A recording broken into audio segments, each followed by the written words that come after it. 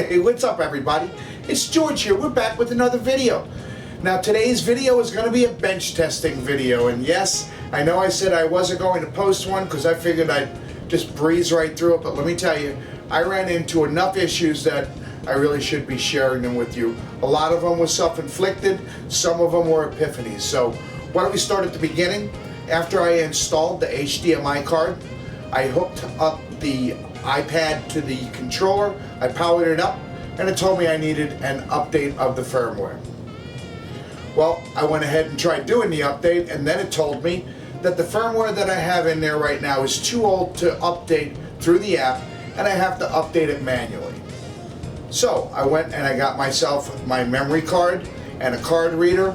I downloaded the bin file from their website, put it in the root directory of the micro SD card, plugged it into the card reader, plugged the card reader into the USB port of the radio, and powered it up, and lo and behold, it did do the update.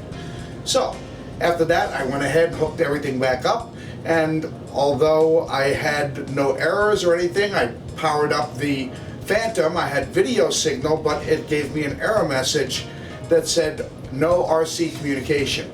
I had a good video signal, but no RC signal. I even tried taking it outside where I know I'd get good satellite locks. Didn't make any difference. Came back in, went and did some searching on the net and found out that even though it didn't tell me, I have to update the RC firmware as well.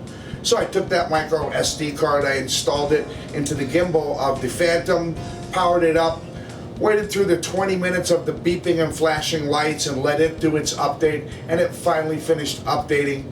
I powered everything down, powered it back up, and alright, now I'm back to square one. Everything is working fine. So the next thing I want to try is the HDMI and the goggles. I simply plug in the HDMI into the goggles, plug the HDMI into the radio, I start everything up, and I knew that I had to change the input. There's a little selector on the top, cycles through 4 selections: AV 2D, AV 3D, HDMI 2D, and HDMI 3D. So I went and I selected HDMI 2D, and no signal, nothing at all. So I went back to the internet, I started looking, I couldn't find anything, so I started poking through the settings in the app, and I found a setting that said that it wanted to display the HDMI output concurrently with the USB output. So I chose that, and I figured, yeah, that's it, away I'm gonna go. Powered everything back up, still no video signal. At this point I got really frustrated. I couldn't find anything on the net, and I was just poking around, and what I found is you have to go into the camera settings. Once you're in the camera settings, I had my settings set for 4K video. I was shooting, the last thing I was shooting was in 4K, so that's what it was set for. Once I changed it to 720p, then I got my video signal on the glasses, and everything worked exactly like it should. So, 2 lessons learned. Lesson number 1, make sure you turn on the concurrent HDMI output. And number 2, make sure you have your video size set to 720p. Alright, now that I had that, the next step was to see if I can get it working with the 5.8 band. I went ahead and I installed the antennas into the headset. Piece of cake. I went ahead and turned everything on, put it on AV 2D, and I got no signal. Nothing's coming through.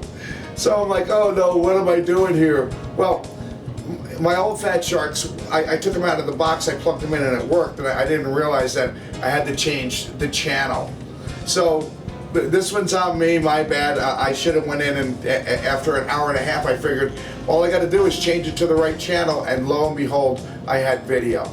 So that was an all-day project. What should have taken an hour wound up taking 8 hours. Plus I got to mess around, so it was a lot of fun. The next thing is now that I've got everything working on the bench, we're going to take it outside and see how it does in the field.